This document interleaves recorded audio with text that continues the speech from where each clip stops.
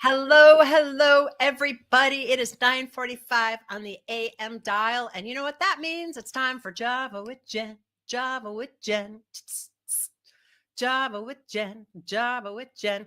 And this week, well, first of all, if you don't know me, my name's Jen Koch, and I'm your favorite executive leadership coach for all those women in STEM, all of you who are in STEM and other male dominated fields to help you learn to lead with authority. That means leading like yourself and quit trying to whittle away to try to fit into the environment around you, but actually lead authentically and lead like who you really are.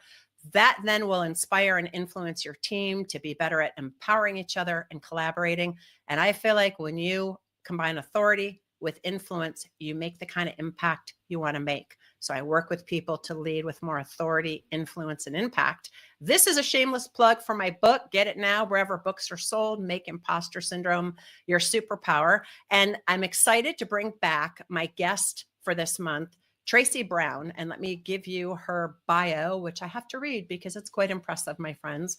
She's been here all month. We're leading up to her Empowering Expert series, by the way, on April 30th, 11 a.m. Eastern, called Liar, Liar, Pants on Fire. Time Magazine has named Traci one of the nation's top deception detection experts. She's trained alongside our country's top law enforcement, and her workshop focuses on how to stop loss and fraud loss before it happens, and also sales intelligence. We're going to be applying it to how we can learn as women to be more effective in the male dominated industries that we travel in. She's a frequent television guest, is also the author of How to Detect Lies, Fraud, and Identity Theft. And she's currently ranked as the number 3 body language expert in the world. And this just in, she's the producer of a new TV series called Truth, Lies, and Cover-Ups. And by the way, if you go all the way back to our first episode, Traci recently finished a week-long course on interrogation. This is the kind of person we're having on the show today. So help me in welcoming Traci. Let me get my book out of here so that you can join me on Java with Jen. Welcome back, Traci. Thanks for being here. Thanks for having me. I'm so excited. We have had so much fun. So just to recap, if you didn't tune in for the first few episodes, we talked about how to read a room, some steps in how to read the room, how to deal with your own internal bias when you're doing that. We talked about certain words people say and how to know if they might be lying when they're talking about those particular words. And we haven't really gotten into other specific body language, like specific, I don't know what a person would do, like, so first of all, let's talk a little bit about the kind of cases you work on. And then let's get into some of the key tells, right? Because in poker, people have a tell, the key tells when you know somebody's lying. So first, just give us a little breakdown. I know you were on Shark Tank and got to deal with Kevin Harrington. Well, I was not on Shark Tank. Let's be very clear. They brought to deal with him. They brought the sharks to a conference that I was at, and I had been selected to pitch. So that's where I got my deal. Oh, wow. That's amazing. And was the deal for your show or for a product? No, it was for, I designed he had me redesign my products into a kit for women aged 25 to 55 who watch the Home Shopping Channel. So I did that and it failed. And and it was very expensive to get to that failure. but that led me to focusing on lie detection, like what I'm doing now. And we might not be talking, Jen, if that had worked. Okay, so now you can't leave a cliffhanger. How did that lead you to this? Did you?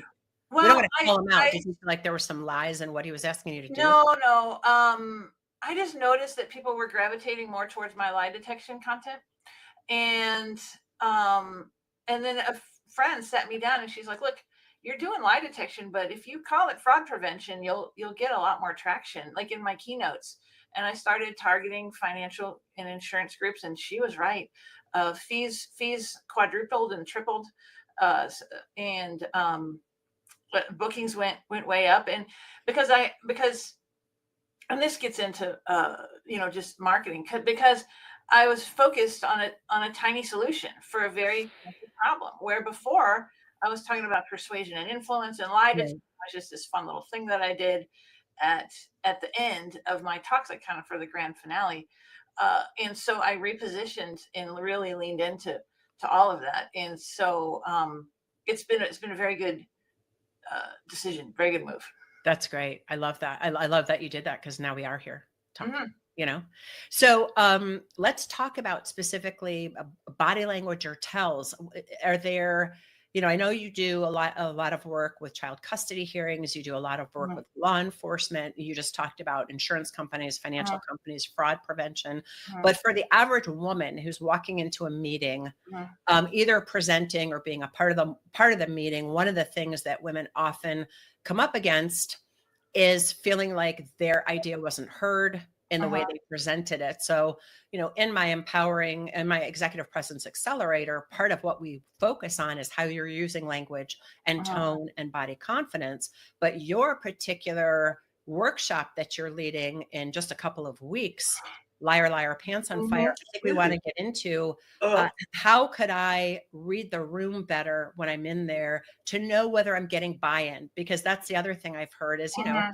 people give a presentation, a sales presentation, a pitch, and everyone's stone-faced. Mhm.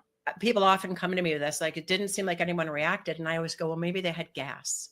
Well, what you're looking for is silent disagreement, right? And that's huge, right? So just the basics are, are they leaning forward, or do they suddenly lean back? Do they roll their chair back away from you, right? Are they Do they cover their mouth like this at a certain time? They're holding information or emotion in. And are they closing their eyes? Oh, my dog's here. Are they My cat's outside the door waiting to come in. He's trying to beat it we might down. hear from him a little more. Hey, that's okay. So do they close their eyes when they're talking about something? It's something that they don't want to see. And so all of these little things are things to look are to do not rationalize these away, because they're letting you know that there's something unspoken Mm, going on in their mind, and you may just want to say, hey, you know what, I get you're not 100% on this. What tell me what's going on, and just address it. And then if you ask a question like you expect an answer, and then be quiet, you'll be shocked at what people hear, or sorry, at what you'll hear at what people say, because we get in a pitch kind of mode. It's easy to get uncomfortable, yeah. and we'll fill that with, hey. You want to see Oh, my dog? Do you want to see my dog in the middle yeah, of this? yeah, yeah, yeah, yeah. I want to see your dog. Oh, there he Oh, is. I hello. know, he's cute. Okay, all right, enough of that. But what was I saying? We were talking We are about live, people. This is what happens. We have dogs, we have cats. I I, we I shut Kevin out, but he's probably going to break down the door any minute. yeah. Well, if you ask a question like you expect an answer, and Yeah. then you're quiet, actually what you're doing is raising the stress level in them, also in you. You've got to be okay. Or in your dog. um do what? Or in your dog. Well, see, here's a lesson that we're going to get to with this. Let me finish this, and then we'll talk about what's going on here, which we Okay. can use. Now, if the first person who talks in that situation, you lose the opportunity to actually get the real information. Like if you just fill the gap with silence, or with talking that should be silent, like when you want them to talk, then you'll uh you'll get a lot further if you're okay being quiet and uncomfortable. Mm. Mhm. Okay. You said, and then let's talk about your dog, but I just want to kind of recap. We can talk about your dog, and then I think we're out of time for this episode. But you talked about specific body language, pushing away from the table, Mhm. rolling their chair away from the table, or Mhm. leaning in. Yeah. Well, but if they lean in and cover their mouth, there's something they don't want to say. Or if they Mhm. lean in or even sit back, close their eyes, Yeah. there's something they Or don't if they go see. like this, if you see them go like this, when they're leaning and their weight's not really on their chin, it's like this is critical evaluation. So they're not in for what ever you're presenting. That's amazing. Mhm. Well, look, friends, we're going to talk about Tracy's dog in a minute, but I just want to remind people Tracy is giving her signature Liar, Liar, Pants on Fire for free for us, which is incredible. And I want to thank you so much again and again and again for sharing your wisdom. That's going to be April 30th, 11 a.m. Eastern. We'll put a link in the notes after we end live so that you can go in there and register for it. Tracy is extraordinary. As you've already heard, she is a wealth of information. Now let's talk about your dog. What's going on with the dog? Okay, so He's hungry. This is how we use this. No, he better not be hungry. Well, actually, he might be. The vet told us he was fat yesterday.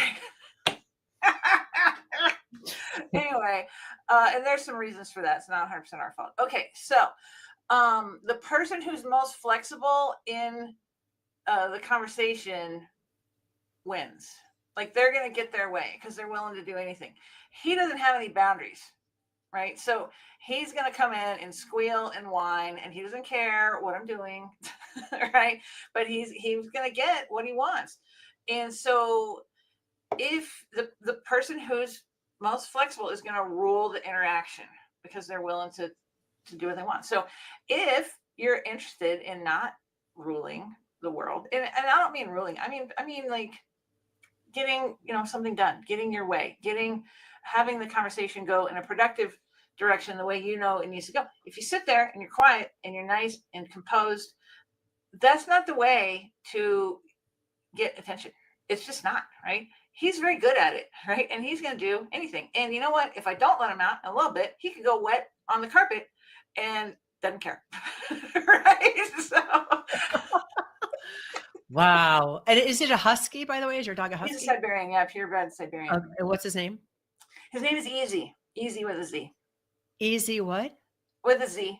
Easy with a Z. All right. Well, this has been an episode of Java with Jen with Traci Brown and her dog Easy, a purebred Siberian Husky, because Easy has also given us a lesson about lie detection and body language. You have been flexibility in your communication. What's that? Flexibility in your communication. Flexibility in your communication. That's right, everybody. So thank you so much, everybody, for tuning in this week with Java with Jen. We have one more episode coming for you next week. We're going to give a bit of a teaser for Tracy's Empowering Expert series because, of course, Java with Jen goes live at 9:45 a.m. And as soon as we're done an hour later, we're going to be on with Tracy. So we're going to give you some more tantalizing little treats. That's pretty good. Tantalizing little treat. It is a treat. Yes. It is a treat. It's a treat to be with you. Exactly. All right, friends. This has been an episode of Java with Jen. Thanks again, Tracy. I'll see you next week.